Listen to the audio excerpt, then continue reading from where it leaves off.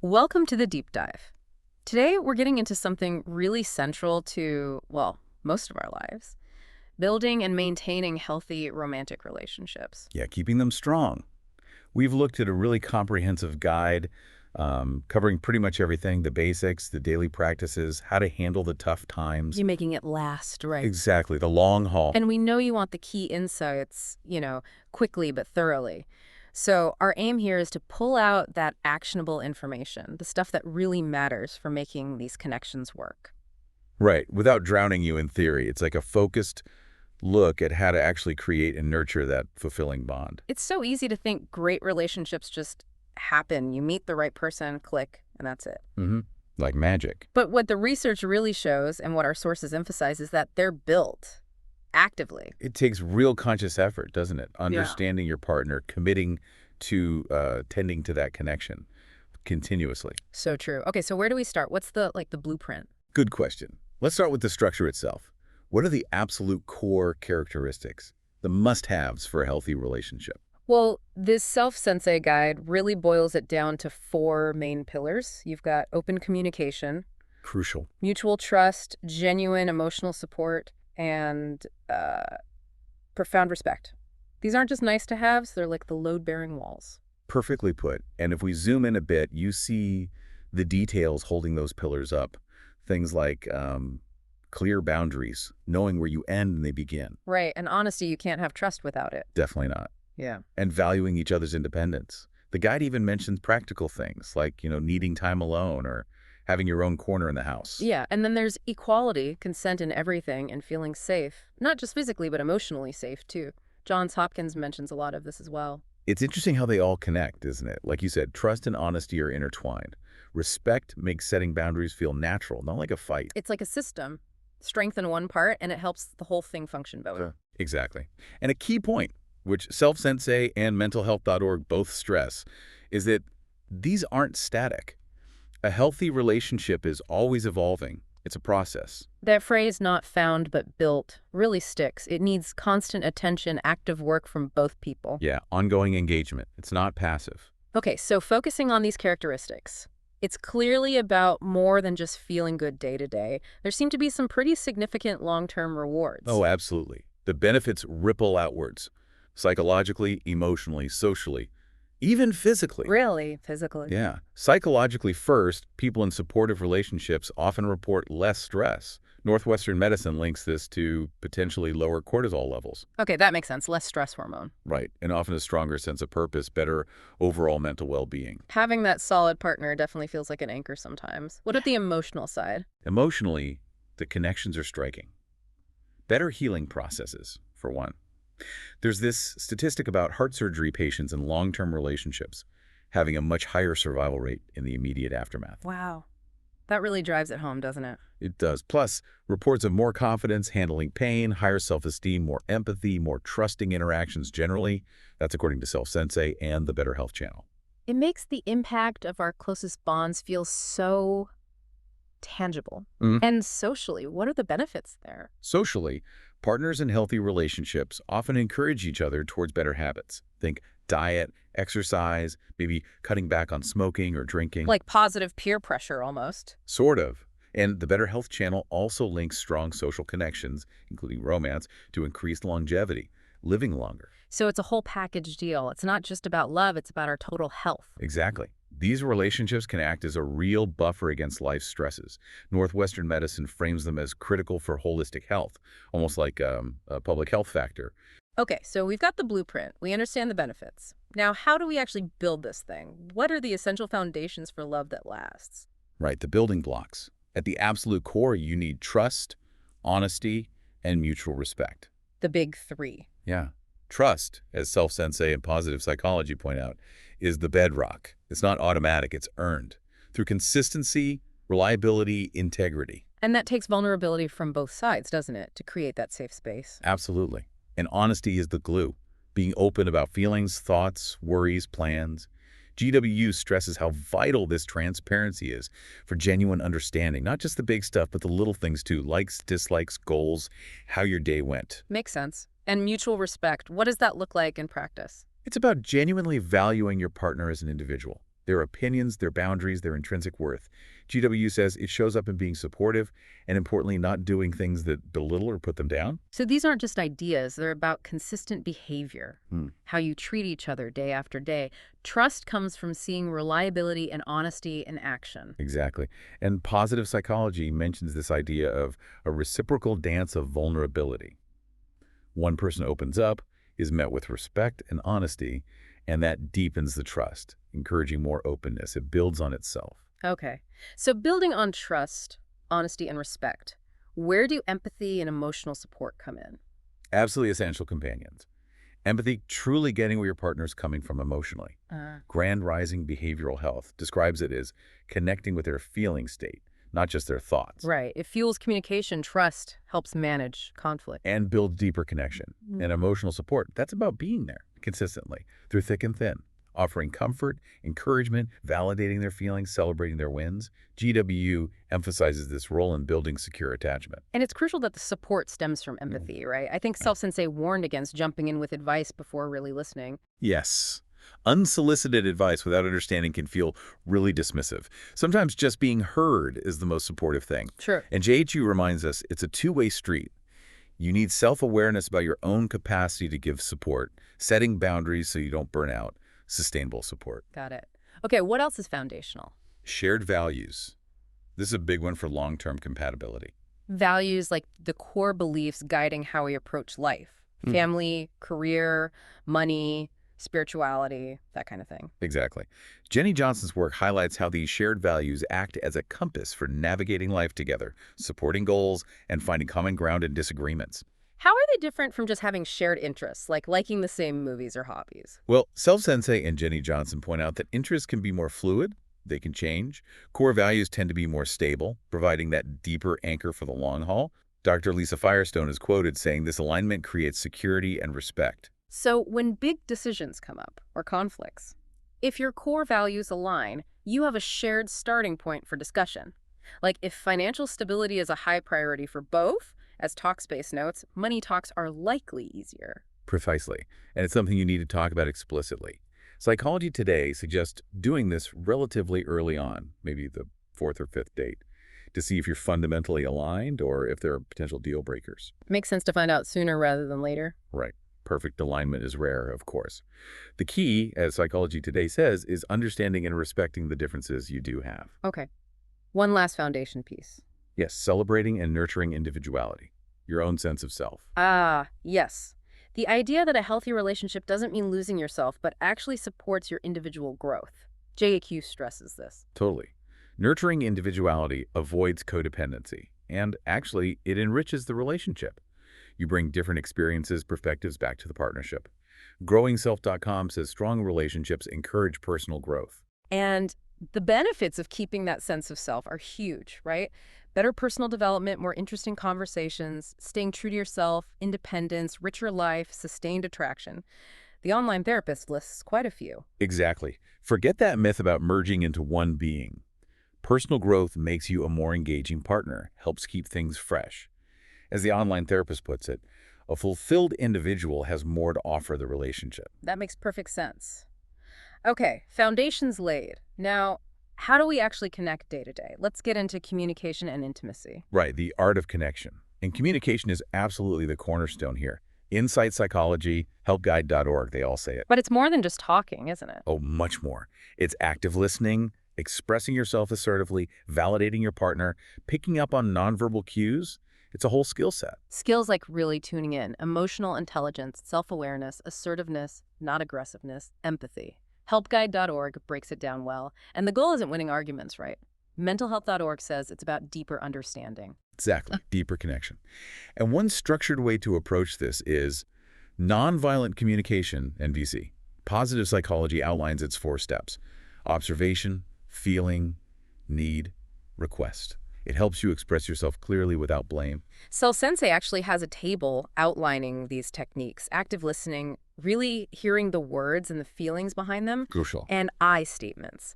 So important for owning your feelings instead of attacking. Yes. Instead of, you always make me feel bad, which is accusatory. Right, puts them on defense immediately. You could say something like, one specific observation, I feel your feeling because your need.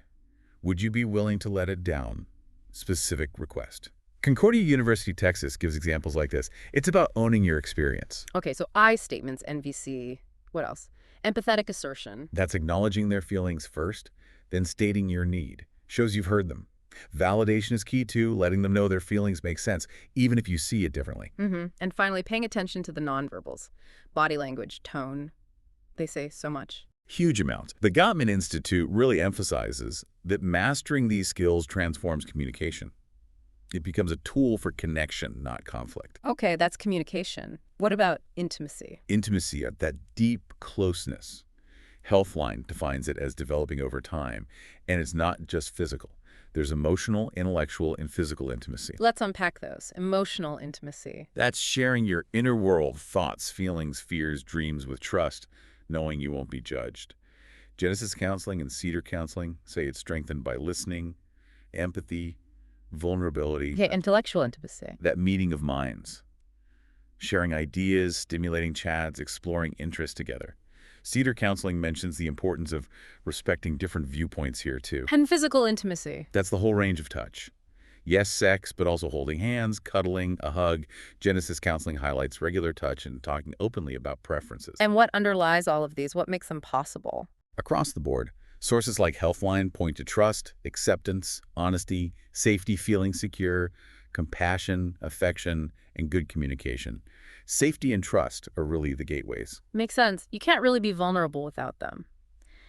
Okay, so we know how to connect. What about the daily grind, the small things that keep a relationship vibrant? Great question. Let's talk about those daily practices. First up, quality time and shared positive experiences. Quality time. The Resilience Lab stresses it's about being fully present, right? Not just quantity of time together, but really engaged interaction. Exactly. Setting aside that dedicated, uninterrupted time sends a powerful message.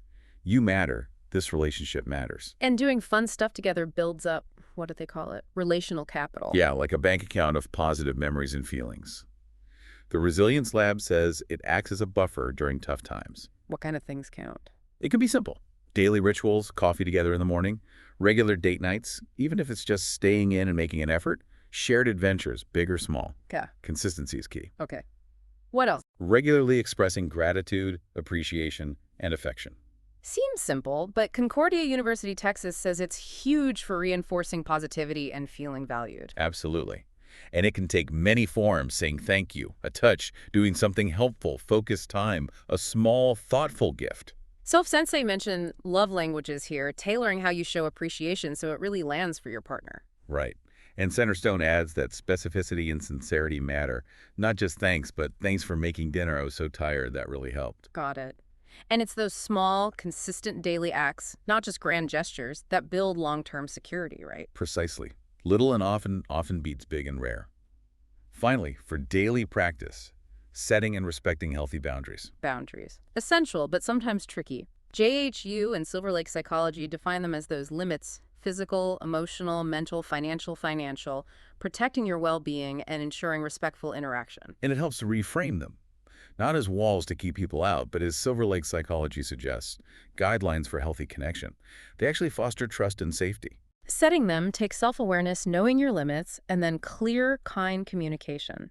Silver Lake says it's an act of self-care that benefits the relationship. Totally. And Lyra Health points out they aren't set in stone. They're dynamic. You need ongoing conversations as things change. And it's a two-way street, isn't it? One person sets it, the other has to respect it. JHU highlights that. Absolutely. And GWU notes that repeated boundary violations are a serious red flag. Examples: respecting no sexually, no yelling, respecting digital privacy, communicating schedules, needing personal time. Okay, so even with strong foundations and good daily habits, challenges are inevitable. Life happens. No doubt. Even the best relationships hit bumps. Let's talk common stressors. What does the research say? What kind of hurdles do couples typically face? Well, Self-Sensei, CA4 Well-Being, Mm-hmm. Talkspace list quite a few. Internal stuff like communication breakdowns, misunderstandings, negative cycles, just not talking, or inflexibility, not cooperating. Money is often a big one, right? Huge. Disagreements over spending, debt, different values about money, lack of transparency, also differing expectations about roles, responsibilities, emotional needs. And then there are external pressures. Right. Work-life imbalance, Not enough personal space or time, maybe the initial passion fading a bit. Psychology today adds things like kids arriving, lack of effort creeping in, infidelity, substance abuse. It seems like these things often feed each other too, like money stress makes communication worse. Exactly. And CA4 Wellbeing notes that big problems often start small and just don't get addressed. Psychology Today also mentions that fights about money can sometimes mask deeper value clashes. So conflict happens, but it doesn't have to destroy the relationship. How can couples turn conflict into connection? That's the goal. Shifting from seeing it as a battle to win to seeing it as a shared problem to solve. The Gottman Institute has great strategies for this. Right. Softening the start up, how you begin the conversation is critical. Complaining without blaming, using those I statements again, describing facts, not judgments. Active listening.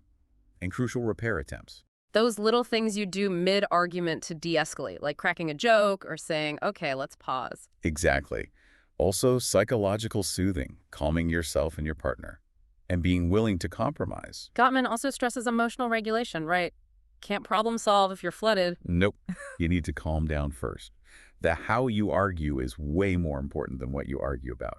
And the good news, these are learnable skills. Okay. Beyond specific conflicts, what about navigating big life changes together? Life transitions, career shifts, moving, kids, loss, aging, retirement, they're inevitable. Supportive care points out they bring stress, yes, but also chances to grow closer. How do couples navigate them successfully? Open communication, mutual support, flexibility, planning together, nurturing individual growth alongside shared goals, and seeking outside help if needed. These transitions really test your foundations, don't they? Communication, support, values. Supportive care says couples who manage well come out stronger. Definitely. Being proactive, talking, planning, finding shared meaning is better than just reacting. And acknowledging the tough emotions involved is key. And transitions often spark individual growth, right? So the relationship has to adapt. Absolutely. Meditative Minds Counseling stresses this. Supporting each other's growth is vital. It's about coevolution. You both change, the relationship adapts, and you stay connected through it all. Okay, so we've covered navigating challenges. What about the really long view? Sustaining love for a lifetime. Right, keeping it going. It boils down to realizing relationship maintenance is intentional. It's ongoing work. LaSalle University really emphasizes this. It doesn't just coast along on autopilot. Not if you want it to thrive. Canary and Stafford identified key maintenance behaviors. Positivity, assurances, showing commitment. Openness, sharing, using social networks together, sharing tasks. So it's like preventative care for the relationship. Exactly. LaSalle calls it that. It stops small issues festering and builds resilience. Without ongoing investment, relationships can decay. And it's not just doing the things, but your partner perceiving the effort, right? Encyclopedia.com mentioned that. Yes. What feels like effort or care to you might not land the same way for them. So you need open communication about what behaviors are actually meaningful to each other. Makes sense. What other tools help sustain things long term? Regular check-ins. Dedicated time to connect, communicate openly, nip small issues in the bud, share needs, feel heard. Murato's counseling highlights their power. Perspective Psych Chicago even offered a structure. Appreciations, what's working, concerns, needs, future plans. Yeah, having some structure can help ensure you cover the important ground. These check-ins help you adapt proactively to changes and prevent drifting apart. And reassessing shared goals keeps things fresh, right? Especially over many years. Definitely. Uh-huh. Psychology Today points this out. As you evolve, your goals might too. Checking in keeps you aligned and maintains that shared purpose and excitement. So it all comes back to this continuous commitment to your own growth and the relationship's growth. Exactly. Meditative Minds Counseling says success and longevity depend on that mutual commitment. And commitment isn't passive. North Brisbane psychologists describe it as active, ongoing, adapting, learning, supporting each other's journeys. A deep dedication requiring conscious effort. Right. Romantic love gets you started, maybe, but sustained commitment is about daily choices. And there's that synergy. Personal growth fuels the relationship, and a supportive relationship enables personal growth. Embracing change together is key. Okay. Now, despite best efforts, sometimes things go wrong. How do we recognize unhealthy or even toxic dynamics? And when is it time to get help? A really critical piece. Knowing the red flags is vital for well-being. Signs include a lack of support, feeling like your partner is competing with you, or your needs are ignored. Toxic communication is a big one. Hmm. Constant sarcasm, criticism, contempt, hostility. Gottman's four horsemen fall in there. Absolutely. Also, envy or jealousy leading to mistrust, controlling behaviors, monitoring you, dictating choices, getting angry over slow rise GW and Healthline flag these. What else? Ongoing resentment, disrespect.